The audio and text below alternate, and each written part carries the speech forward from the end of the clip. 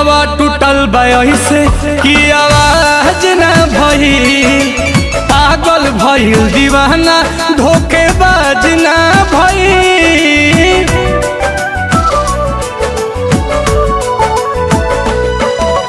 हंसे ले ऐसे जैसे ओकरा लाज ना भइल, लागता कि हूँ प्यार के मोहताज ना भइल।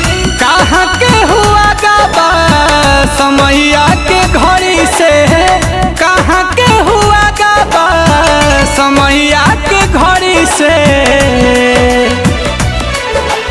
हमारा से ऐसे जुदा हो गइल जैसे होला दिसंबर जनवरी से।